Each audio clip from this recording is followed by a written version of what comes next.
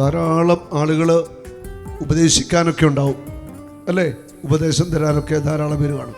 പക്ഷേ നമ്മുടെ ആപത്തിൽ അല്ലെ ഒരു പ്രയാസത്തിൽ നമ്മളെ ഒന്ന് താങ്ങാനോ ശക്തിപ്പെടുത്താനോ ആരെങ്കിലുമൊക്കെ ഉണ്ടാവുമോ? ആരും കാണത്തില്ല. കർത്താവ് മാത്രമേ കാണത്തുള്ളൂ. ഉപദേശിക്കാനും നിർദ്ദേശങ്ങൾ തരാനും ഒക്കെ ആളുകൾ ധാരാളം പേര് കാണും. പക്ഷേ ഒരാവശ്യ സമയത്ത്, ഒരു പ്രതികൂലാവസ്ഥയിൽ കർത്താവിൻ്റെ കരം മാത്രമേ നമ്മളെ താങ്ങാനായിട്ട് ഉണ്ടാവത്തുള്ളൂ. ഹല്ലേലൂയ. ഞാൻ നിന്റെ മേൽ ദൃഷ്ടി ഉറപ്പിച്ച് നിന്നെ ഉപദേശിക്കാം. നീ കുതിരയെയും കോവർകഴുതയെയും പോലെ ബുദ്ധി ഇല്ലാത്തവൻ ആകരുത്. കുതിരയെ പോലെ കോവർകഴുതയെ പോലെ ബുദ്ധി ഇല്ലാത്തവനാകരുത്. കുതിര ഒരുപക്ഷെ തൻ്റെ ശക്തിയിൽ അഹങ്കരിക്കാം. കുതിരക്കാണല്ലോ കരുത്തും വേഗതയും ഉള്ളത്. കോവർകഴുതയെ പോലെ കുതിരയെ പോലെ ബുദ്ധി ഇല്ലാത്തവനായിട്ട് നീ മാറരുത്. ഹല്ലേലൂയ. നീ നടക്കേണ്ട വഴി ഞാൻ കാണിച്ചു തരാം. നിന്റെ ജീവിത വഴികളിൽ നിനക്ക് മുൻപേ ഞാൻ പോകാം. കർത്താവ് പറയുക, നിന്റെ കൂടെ ഞാനുണ്ട്, നിനക്ക് മുൻപേ ഞാൻ പോകാം. എൻ്റെ ഉപദേശം നീ സ്വീകരിക്ക്. ഞാൻ നിനക്ക് ബുദ്ധി പറഞ്ഞു തരാം, ഞാൻ നിനക്ക് ഉപദേശം പറഞ്ഞു തരാം. ഇത് കർത്താവ് നമ്മോട് സംസാരിക്കുന്നത്. ഹല്ലേലൂയ. മനുഷ്യൻ്റെ ഉപദേശങ്ങളിലൊന്നും നമ്മൾ അധികം ആശ്രയിക്കേണ്ട. ഇവിടെ പറയാം, നീ കുതിരയെയും കോവർകഴുതയെയും പോലെ ബുദ്ധി ഇല്ലാത്തവൻ ആകരുത്. അതായത് നിന്റെ ശക്തിയിൽ, നിന്റെ ബുദ്ധിയിൽ, നിന്റെ കഴിവിൽ നീ ആശ്രയിക്കാനായിട്ട് പാടില്ല. എപ്പോഴും നിന്നെ സ്നേഹിക്കുന്ന നിന്റെ ദൈവത്തിൽ മാത്രം നീ ആശ്രയിച്ചുകൊണ്ടേ ഇരിക്കണം. ഹല്ലേലൂയ. സങ്കീർത്തനം 146:10 ഭാരതത്തിനെ വിട്ടുപിടിച്ച് വരുന്നെന്ന് പറഞ്ഞേ. പടക്കുതിരയുടെ ബലത്തിൽ അവിടുന്ന് സന്തോഷിക്കുന്നില്ല. പടക്കുതിരയുടെ ബലത്തിൽ അവിടുന്ന് സന്തോഷിക്കുന്നില്ല. ഓട്ടക്കാരന്റെ ശീഘ്രതയിൽ അവിടുന്ന് പ്രസാദിക്കുന്നില്ല. തന്നെ ഭയപ്പെടുകയും തന്റെ കാരുണ്യത്തിൽ പ്രത്യാശ വയ്ക്കുകയും ചെയ്യുന്നവരിലാണ് കർത്താവ് പ്രസാദിക്കുന്നത്. ഹല്ലേലൂയ. കർത്താവ് ആരിലാ പ്രസാദിക്കുന്നത്? ബുദ്ധിമാന്മാരിലാണോ? സമ്പത്തുള്ളവരിലാണോ? കരുത്തുള്ളവരിലാണോ? മിടുക്കന്മാരിലാണോ? അല്ല. കർത്താവ് പ്രസാദിക്കുന്നത് തന്നിൽ ആശ്രയിക്കുകയും തൻ്റെ കാരുണ്യത്തിൽ പ്രത്യാശ വയ്ക്കുകയും തന്നെ ഭയപ്പെടുന്നവരിലാണ് കർത്താവ് പ്രസാദിക്കുന്നത്. കർത്താവിൻ്റെ പ്രസാദം അങ്ങനെയാ. ഇവിടെ പറയാ, പടക്കുതിരയുടെ ബലത്തിൽ അവിടുന്ന് സന്തോഷിക്കുന്നില്ല. മുമ്പ് നമ്മൾ വചനത്തിൽ കണ്ടില്ലേ, കുതിര കോവർകഴുതയെ പോലെ ബുദ്ധിയില്ലാത്തവന്. പടക്കുതിരയ്ക്ക് അതിൻ്റെ ശക്തിയുണ്ട്. പണ്ട് കാലങ്ങളിൽ നമുക്കറിയാം, പടക്കുതിര അത് വലിയൊരു യുദ്ധത്തിൽ പട്ടാളക്കാർക്ക് പ്രധാനപ്പെട്ട ഒരു മൃഗം തന്നെയായിരുന്നു പടക്കുതിര. ആ പടക്കുതിരയുടെ ആ ശക്തി, ബലം, ഓട്ടത്തിൻ്റെ ശീഘ്രതയിൽ അവിടുന്ന് സന്തോഷിക്കുന്നില്ല. ഓട്ടക്കാരൻ്റെ ശീഘ്രതയിൽ അവിടുന്ന് പ്രസാദിക്കുന്നില്ല. ഓട്ടക്കാരൻ്റെ ശീഘ്രതയിൽ അവിടുന്ന് പ്രസാദിക്കുന്നില്ല. തന്നിൽ ആശ്രയിക്കുന്ന, തൻ്റെ കരുണയിൽ ആശ്രയിക്കുന്നവരെയാണ് കർത്താവ് പ്രസാദിക്കുന്നത്. നീ എപ്പോഴും നിന്റെ ദൈവത്തിൽ ആശ്രയിക്കണം. ദൈവത്തിൻ്റെ അനന്തമായ കരുണയിൽ ആശ്രയിക്കണം. അപ്പോൾ കർത്താവ് നിന്നിൽ പ്രസാദിക്കും. ഹല്ലേലൂയ. നിന്റെ ബുദ്ധിയിലും ആരോഗ്യത്തിലും കഴിവിലും സമ്പത്തിലും മറ്റൊന്നിനുമല്ല കർത്താവ് പ്രസാദിക്കുന്നത്. നീ കർത്താവിൽ ആശ്രയിക്കുക, അവിടുത്തെ കരുണയിൽ ആശ്രയിക്കുക. അപ്പോൾ കർത്താവ് നിന്നിൽ പ്രസാദിക്കും. കരമടിച്ചു നന്നായിട്ട് കർത്താവിനെ ഒന്ന് സ്തുതിക്കട്ടെ. Hallelujah, hallelujah, hallelujah, hallelujah.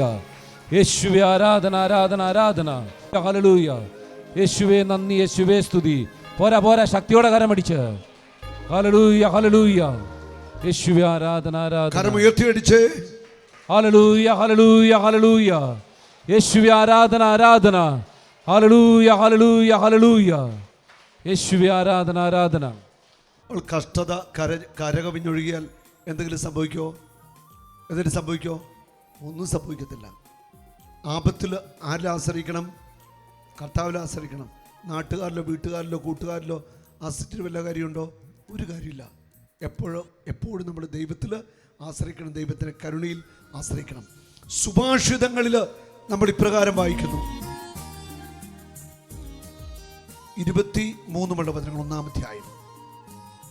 എൻ്റെ ശാസന ശ്രദ്ധിക്കുക, എൻ്റെ ചിന്തകൾ ഞാൻ നിങ്ങൾക്ക് പകർന്നു തരാം, എൻ്റെ വാക്കുകൾ ഞാൻ നിങ്ങൾക്ക് മനസ്സിലാക്കി തരാം. അവിടെ പറയാണ്, എൻ്റെ ചിന്തകൾ ഞാൻ നിങ്ങൾക്ക് പകർന്നു തരാം.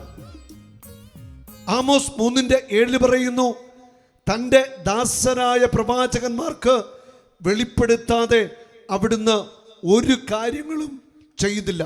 Hallelujah, hallelujah, hallelujah. യേശുവേ നന്ദി, യേശുവേ സ്തുതി. തൻ്റെ ദാസരായ പ്രവാചകന്മാർക്ക് എല്ലാ കാര്യങ്ങളും കർത്താവ് വെളിപ്പെടുത്തി കൊടുക്കും. Hallelujah, hallelujah. യേശുവേ നന്ദി, യേശുവേ സ്തുതി, പരിശുദ്ധാത്മാവേ നന്ദി. നമുക്ക് ഈ വെളിപ്പെടുത്തലുകൾ നൽകുന്നത് ദൈവത്തിൻ്റെ ആത്മാവാണ്. മിക്ക പ്രവാചകന പുസ്തകത്തിൽ 3-ാം അധ്യായത്തിൻ്റെ 8-ാമത്തെ വചനം പറയുന്നു, ഞാനാകട്ടെ യാക്കോബിനോട് അവൻ്റെ അതിക്രമങ്ങളും ഇസ്രായേലിനോട് അവൻ്റെ പാപങ്ങളും വിളംബരം ചെയ്യുന്നതിന് വേണ്ടി കർത്താവിൻ്റെ ആത്മാവിനാലും ബലത്താലും നീതിയാലും ശക്തിയാലും നിറഞ്ഞിരിക്കുന്നു. കർത്താവിൻ്റെ ആത്മാവിനാലും ബലത്താലും നീതിയാലും ശക്തിയാലും നിറഞ്ഞിരിക്കുന്നു. കർത്താവിൻ്റെ ആത്മാവിനാലും ബലത്താലും നീതിയാലും ശക്തിയാലും നമ്മൾ നിറയണം. കർത്താവിൻ്റെ ആത്മാവിനാലും ശക്തിയാലും നമ്മൾ നിറയണം. ഹല്ലേലൂയ.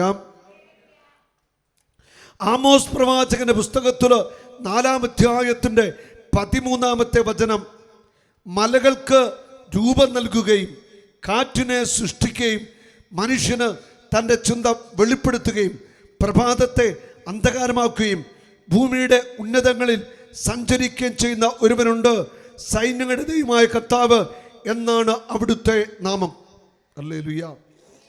അവിടെ പറയുന്ന വചനം ശ്രദ്ധിച്ചുകൊള്ളുക. മലകൾക്ക് രൂപം നൽകുകയും കാറ്റിനെ സൃഷ്ടിക്കുകയും, അടുത്ത വചനം, മനുഷ്യന് തൻ്റെ ചിന്ത വെളിപ്പെടുത്തി കൊടുക്കുകയും ചെയ്യുന്ന ദൈവം. മനുഷ്യന് തൻ്റെ ചിന്തകൾ, ദൈവം തൻ്റെ ചിന്തകൾ മനുഷ്യന് വെളിപ്പെടുത്തി നൽകും. പ്രാർത്ഥിക്കുന്ന മനുഷ്യനോട് ദൈവം സംസാരിക്കും. ദൈവത്തിൻ്റെ ആത്മാവ് സംസാരിക്കും. ദൈവത്തിൻ്റെ ആത്മാവ് വെളിപ്പാടുകൾ നൽകും. അവിടെ പറയാണ്, മനുഷ്യന് തൻ്റെ ചിന്ത വെളിപ്പെടുത്തുകയും പ്രഭാതത്തെ അന്ധകാരമാക്കുകയും ഭൂമിയുടെ ഉന്നത തലങ്ങളിൽ സഞ്ചരിക്കുകയും ചെയ്യുന്ന ഒരുവനുണ്ട്, സൈന്യങ്ങളുടെ ദൈവമായ കർത്താവ് എന്നാണ് അവിടുത്തെ നാമം. കണ്ടോ, തൻ്റെ ചിന്ത വെളിപ്പെടുത്തി തരുന്ന ദൈവം. പ്രാർത്ഥിക്കുമ്പോൾ ദൈവത്തിൻ്റെ ആത്മാവ് നമുക്ക് വെളിപാടുകളും സന്ദേശങ്ങളും ഒക്കെ നൽകും. ഹല്ലേലൂയ. ഞാനൊരു അനുഭവം പങ്കുവയ്ക്കുന്നു. കഴിഞ്ഞ ശനിയാഴ്ച എനിക്കൊരു ശവസംസ്കാരമുണ്ടായിരുന്നു. എൻ്റെ വൈഫിൻ്റെ ചേച്ചി മരിച്ചു. ശവടക്കായിരുന്നു. കിഡ്നിക്കും കരളിനൊക്കെ രോഗമായിരുന്നു. മരിക്കുന്നതിനൊക്കെ ഒരു 2 ആഴ്ച മുമ്പ് കാരിത്താസിലേക്ക് പോയി. അപ്പോൾ കാരിത്താസിൽ കൊണ്ടുപോകാമെന്ന് വിളിച്ചു പറഞ്ഞപ്പോൾ ഞാനും വൈഫും മോനും കൂടെ വീട്ടിൽ ചെന്നു സംസാരിച്ചു. നമുക്ക് പ്രാർത്ഥിക്കാം. ഞാൻ ചേച്ചിയുടെ തലയ്ക്ക് വെച്ച് ഞങ്ങളെല്ലാവരും സ്തുതിച്ച് ശക്തമായിട്ട് പ്രാർത്ഥിച്ചു. സൗഖ്യത്തിനും വിടുതലിനൊക്കെ വേണ്ടിയാണ് പ്രാർത്ഥിച്ചത്. പ്രാർത്ഥിക്കുമ്പോൾ കർത്താവിനെ 2-3 ദർശനങ്ങൾ കാണിച്ചു തന്നു. 2-3 ദർശനങ്ങൾ. പ്രാർത്ഥന കഴിഞ്ഞു. എല്ലാം കഴിഞ്ഞിട്ട് ഞാൻ ചേട്ടനോട് പറഞ്ഞു, ഹോസ്പിറ്റലിൽ ചെന്ന് കഴിഞ്ഞിട്ടാണെങ്കിലും അന്ത്യകുദാശ മറ്റു കാര്യങ്ങളൊക്കെ ചെയ്യണം, ലാസ്റ്റ് സാക്രമെൻ്റ് കൊടുക്കണം എന്നൊക്കെ ഞാൻ പറഞ്ഞ് ആശുപത്രി പോയി. ഞാൻ കണ്ട വിഷയം ഇതായിരുന്നു. 11:45 വാച്ചിൻ്റെ കണിക 11:45. ദൈവത്തിനാണ് പറയുക 12 മണി. കുറച്ച് സമയം കൂടെ ഉള്ളൂ, ഏതാനും ദിവസങ്ങൾക്കുള്ളിൽ മരണത്തിലേക്ക് പോകും. മെസ്സേജ്. അടുത്തത്, ഒരു വെള്ളത്തുണി കൊണ്ട് പുതപ്പിക്കുക, മരിക്കും, മരണം. അടുത്ത മെസ്സേജ് ഞാൻ കാണുന്നത് ഒരു വിഷനാണ്. ഞാൻ പിന്നീട് ആ വീട്ടിലേക്ക് ചെല്ലുമ്പോൾ ചേട്ടൻ മാത്രം ആ സിറ്റ് ഔട്ടിൽ ഇരിക്കുന്നു, ചേച്ചിയില്ല. ആ മരണത്തിൻ്റെ മെസ്സേജ് ഉറപ്പ്. ഞാൻ പറഞ്ഞു, കഥ കാണിക്കുന്ന വിഷൻ ഇതാണ്. ആൾ മരിക്കും, 2 ആഴ്ച ആൾ ഈ ലോകത്തോട് യാത്ര പറഞ്ഞു. കൃത്യമായ മെസ്സേജ്, അന്ന് കൃത്യമായിട്ട് ദൈവത്തിൻ്റെ ആത്മാവ് മെസ്സേജ് നൽകി. ഞാനിത് പങ്കുവെച്ചത് നമ്മൾ വചനത്തിൽ കണ്ടു. ദൈവം തൻ്റെ ചിന്തകൾ തൻ്റെ ദാസരായ പ്രവാചകന്മാർക്ക് വെളിപ്പെടുത്തി കൊടുക്കുന്നു. ദൈവത്തിൻ്റെ ആത്മാവ് കൃത്യമായിട്ട് സംസാരിക്കും. ദൈവത്തിൻ്റെ ആത്മാവ് വെളിപാടുകളും സന്ദേശങ്ങളും ദർശനങ്ങളും പ്രവചനങ്ങളും നൽകും. Hallelujah, hallelujah. അപ്പോൾ പ്രാർത്ഥിക്കുന്ന മനുഷ്യനോടാണ് ദൈവത്തിൻ്റെ ആത്മാവ് സംസാരിക്കുന്നത്. ഈ ലോകത്തിൻ്റെ മനുഷ്യനോട് ദൈവത്തിൻ്റെ ആത്മാവിന് സംസാരിക്കാൻ പറ്റില്ല. നന്നായിട്ട് പ്രാർത്ഥിക്കണം. മണിക്കൂറുകളിൽ നിന്ന് പ്രാർത്ഥിക്കാൻ നമുക്ക് സാധിക്കണം. ലോക വ്യാപാരങ്ങൾ വിട്ട് നമ്മൾ എത്രമാത്രം ദൈവത്തോട് ചേർന്നിരിക്കുന്നോ അതനുസരിച്ച് നമ്മളോട് ദൈവം സംസാരിക്കാൻ തുടങ്ങും. സുഭാഷിതങ്ങൾ 1-ാം അധ്യായത്തിൻ്റെ 23 വചനങ്ങൾ, എൻ്റെ ശാസന ശ്രദ്ധിക്കുക, എൻ്റെ ചിന്തകൾ ഞാൻ നിങ്ങൾക്ക് പകർന്നു തരാം. ദൈവം തൻ്റെ ചിന്തകൾ, ദൈവത്തിൻ്റെ ഹൃദയ രഹസ്യങ്ങൾ ഇന്നലകളും നാളുകളും ഒക്കെ ദൈവം വെളിപ്പെടുത്തും. എൻ്റെ വാക്കുകൾ ഞാൻ നിങ്ങൾക്ക് മനസ്സിലാക്കി തരാം. ഞാൻ വിളിച്ചിട്ടും നിങ്ങൾ ശ്രദ്ധിക്കാൻ വിസമ്മതിച്ചു. ഞാൻ വിളിച്ചിട്ടും ശ്രദ്ധിക്കാൻ നിങ്ങൾ വിസമ്മതിച്ചു. ഞാൻ കൈ നീട്ടിയിട്ടും ആരും ഗവനിച്ചില്ല. കർത്താവ് പറയുക, ഞാൻ വിളിച്ചിട്ടും അവർ എൻ്റെ അടുക്കലേക്ക് തിരിച്ചു വന്നില്ല. എൻ്റെ വാക്കുകൾക്ക്, എൻ്റെ വചനത്തിന് അവർ വില കൽപ്പിച്ചില്ല. എൻ്റെ പ്രമാണങ്ങൾക്ക്, കൽപ്പനകൾക്ക് അവർ വില കൊടുത്തില്ല. ഞാൻ വിളിച്ചിട്ടും അവർ എൻ്റെ അടുക്കലേക്ക് വന്നില്ല. ഞാൻ കൈ നീട്ടിയിട്ടും ആരും ഗവനിച്ചില്ല. കർത്താവിൻ്റെ സങ്കടമാണ്. ഞാൻ കൈ നീട്ടിയിട്ടും ആരും ഗവനിച്ചില്ല. കർത്താവ് കൈ നീട്ടിയിട്ടും ആ കൈകളിൽ ഒന്ന് ചാടിപ്പിടിക്കാൻ ആരുമില്ലാതെ പോയി. ഞാൻ കൈ നീട്ടിയിട്ടും ആരും ഗവനിച്ചില്ല. ഹല്ലേലൂയ. ഇന്ന് രാവിലെ ഞാൻ വിശുദ്ധ പങ്കെടുത്തു. കുർബാന കഴിഞ്ഞപ്പോൾ ഒരു ചേട്ടൻ ഓടി എൻ്റെ അടുക്കൽ വന്നു. എനിക്ക് പരിചയമൊന്നുമില്ല. ആ ചേട്ടൻ വന്ന് എൻ്റെ കയ്യെ കയറി പിടിച്ചു. എന്നോട് പറഞ്ഞു, സഹോദരരെ, 2 ധ്യാനം, സഹോദരൻ്റെ ധ്യാനം ഞാൻ കോട്ടയത്ത് കൂടിയിട്ടുണ്ട്. അദ്ദേഹം പറയാണ്, എൻ്റെ മകന് 2 ആൺമക്കളുണ്ട്. ഒരാൾക്ക് 21 വയസ്സ്, ഒരാൾക്ക് 18 വയസ്സ് മറ്റുണ്ട്. അവരുടെ പേരുമൊക്കെ പറഞ്ഞു. പേര് ഞാനിവിടെ പറയുന്നില്ല. ആ 2 ആൺമക്കളും മയക്കുമരുന്നിനും മദ്യത്തിനും എല്ലാറ്റിനും അടിമകളാണ്. ആര് പറഞ്ഞാലും അനുസരിക്കത്തില്ല. +2 പോലും വിദ്യാഭ്യാസമില്ല. ഞാൻ കുട്ടിയുടെ ഈ പിള്ളേരുടെ അപ്പനും അമ്മയ്ക്കോ, അപ്പൻ വിദേശത്ത് ജോലി ചെയ്യുന്നു, +2 പോലും വിദ്യാഭ്യാസമില്ല. നല്ല പഠിക്കുന്ന കുട്ടികളായിരുന്നു. +2 ഒക്കെ ആയപ്പോൾ തന്നെ ഈ 2 കുട്ടികളും മയക്കുമരുന്നിൻ്റെയും മദ്യത്തിൻ്റെയും അടിമകളായിട്ട് മാറി. ഒന്ന് ആലോചിച്ച് നോക്കിയേ ഇന്നത്തെ ഒരു അവസ്ഥ. ആ പിതാവ് വലിയ സങ്കടത്തിൽ പറയുക, എൻ്റെ മക്കൾക്ക് വേണ്ടി ബ്രദർ ഒന്ന് പ്രാർത്ഥിക്കണം. ഞാൻ പറഞ്ഞു, ഉറപ്പായിട്ട് പ്രാർത്ഥിക്കാം. ഇത് ഈ 2 കുട്ടികളുടെ കാര്യം മാത്രമല്ല, അനേകം കുട്ടികൾ, യുവാക്കന്മാർ ഇന്ന് ലഹരിക്ക്, മയക്കുമരുന്നൊക്കെ അടിമകളെ. കഴിഞ്ഞ ദിവസം നിങ്ങൾ പദ്ധതി വായിച്ചാണ് 10-21 വയസ്സുള്ള ഒരു പെൺകുട്ടിയെയും ഒരു യുവാവിനെയും MDMA എന്ന് വന്ന മയക്കുമരുന്നുമായിട്ടാണ് 1 കിലോ മയക്കുമരുന്നുമായിട്ട് പിടിച്ചായിട്ട് നമ്മൾ പത്രത്തിലും ഒക്കെ വായിച്ചു. ചാനലിലൊക്കെ വാർത്ത ഉണ്ടായിരുന്നു. കൊച്ചു പെൺപിള്ളേരും ആൺപിള്ളേരുമാണ് മയക്കുമരുന്ന് വിൽക്കുന്നതും കച്ചവടക്കാരും ഉപയോഗിക്കുന്നതും. അങ്ങനെ നശിക്കുകയാണ് തലമുറ. ആ പിതാവ് വലിയ വേദനയോടെ ഇന്നോട് പറയുക, മകൻ്റെ മക്കളാ, 2 മക്കളും വിദ്യാഭ്യാസമില്ല. കണ്ടമാനം കൂട്ടുകാരും കൂടി ഇറങ്ങിക്കഴിഞ്ഞാൽ മദ്യത്തിനും മയക്കുമരുന്നിനും അടിമകൾ, 2 മയക്കുമരുന്നിന് അടിമകളാണെന്നാണ് പറഞ്ഞത്. ഹല്ലേലൂയ. ഇത് ക്രൈസ്തവ കുടുംബങ്ങളിലെ വേദനിപ്പിക്കുന്ന ഒരു കാര്യമാണ്. അവിടെ നമ്മുടെ കുടുംബത്തിൽ നമ്മൾ മക്കളെ ശ്രദ്ധിക്കണം. ആൺകുട്ടികളെയും പെൺകുട്ടികളെയും നന്നായിട്ട് ശ്രദ്ധിക്കണം. നമ്മുടെ കുഞ്ഞുങ്ങൾ മയക്കുമരുന്നിലും മദ്യത്തിലും ഒന്നും പെട്ടുപോകാതെ അവരെ നമ്മൾ ജാഗ്രതയോടെ സൂക്ഷിക്കണം. മക്കൾക്ക് വേണ്ടി മാതാപിതാക്കന്മാർ നന്നായിട്ട് പ്രാർത്ഥിക്കണം. അവർക്ക് നേർവഴി കാണിച്ചു കൊടുക്കണം. യഥാർത്ഥമായ വഴികളിലൂടെ, നടക്കേണ്ട വഴികളിലൂടെ അവരെ നടത്തിക്കാൻ മാതാപിതാക്കന്മാർക്ക് കടമയുണ്ട്. നമ്മൾ കുറേ പണവും കൊടുത്ത് അല്ലെങ്കിൽ എന്തെങ്കിലുമൊക്കെ മറ്റു കാര്യങ്ങൾ അങ്ങനെ ചെയ്തിട്ട് ഒരു കഥയില്ല. അതൊന്നുമല്ല വലുത്. അതിൻ്റെ അപ്പുറമായിട്ട് നമ്മുടെ കുഞ്ഞുങ്ങൾ അനുഗ്രഹിക്കപ്പെടണം.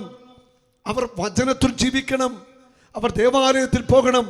അവർ കുമ്പസാരിക്കണം. അവർ വിശുദ്ധ കുർബാനയെ പങ്കെടുക്കണം. അവർ നല്ല കുഞ്ഞുങ്ങളായിട്ട് മാറണം. ഞാനിപ്പോൾ പങ്കുവെച്ചത് ഒരു വല്യപ്പൻ്റെ വേദനയാണ്. മകൻ്റെ 2 മക്കള് മയക്കുമരുന്നിന് അടിമകളായതോർത്ത് സങ്കടപ്പെടുന്ന ഒരു വല്യപ്പൻ്റെ കണ്ണുനീരിൻ്റെ അനുഭവം ഞാൻ ഈ പറഞ്ഞത്. ഇത് ഒറ്റപ്പെട്ട ഒരു സംഭവമല്ല. പലപ്പോഴും കൺവെൻഷൻ്റെ അവസരത്തിലും ധ്യാനത്തിലൊക്കെ മാതാപിതാക്കന്മാർ വന്ന് ഇങ്ങനെയുള്ള സങ്കടങ്ങൾ പറയുന്നുണ്ട്. മക്കൾ വഴിതെറ്റിപ്പോയിരിക്കുന്നു, മയക്കുമരുന്നിന് അടിമകളായിരിക്കുന്നു, നശിക്കുന്ന കാഴ്ചകൾ. ഒത്തിരി വേദനിപ്പിക്കുന്ന അനുഭവങ്ങളാണിത്. ഞാൻ വിളിച്ചിട്ടും നിങ്ങൾ ശ്രദ്ധിക്കാൻ വിസമ്മതിച്ചു. ഞാൻ കൈനീട്ടിയിട്ടും ആരും ഗമനിച്ചില്ല. നിങ്ങൾ എൻ്റെ ഉപദേശം അപ്പാടെ അവഗണിക്കുകയും എൻ്റെ ശാസന നിരാകരിക്കുകയും ചെയ്തു. എൻ്റെ ഉപദേശങ്ങൾ നീ അവഗണിച്ചു. ദൈവത്തിൻ്റെ ഉപദേശങ്ങൾ നമ്മൾ അവഗണിക്കരുത്. ദൈവത്തിൻ്റെ ഉപദേശങ്ങളെല്ലാം ഈ വചനത്തിനുണ്ട്. ആ ദൈവം തരുന്ന വചനങ്ങൾ, ദൈവത്തിൻ്റെ വചനങ്ങൾ നമ്മൾ അവഗണിക്കരുത്. തക്ക സമയത്ത് ദൈവം നമ്മോട് സംസാരിക്കും. അപ്പോൾ നമ്മൾ അതിനെ അവഗണിക്കരുത്. അത് ചെയ്യാൻ പാടില്ല. എൻ്റെ ശാസന നിങ്ങൾ നിരസിക്കരുത്. ദൈവത്തിൻ്റെ ശാസന നിരസിക്കരുത് എന്ന് വചനം പറയുന്നു. അതിനാൽ ഞാനും നിങ്ങളുടെ അനർത്ഥത്തിൽ നിങ്ങളെ പരിഹസിക്കും. ദൈവത്തെ മറന്ന്, ദൈവത്തിൻ്റെ വചനങ്ങളൊക്കെ മറന്ന് ജീവിച്ചാൽ അനർത്ഥങ്ങളും തകർച്ചകളും ഒക്കെ നമ്മുടെ കുടുംബങ്ങളിൽ കടന്നു വരാം. ഒരു നാളും നീ അനാഥനല്ല, ഒരു നാളും നീ അന്യനല്ല, ഒരു നാളും നീ അനാഥനല്ല.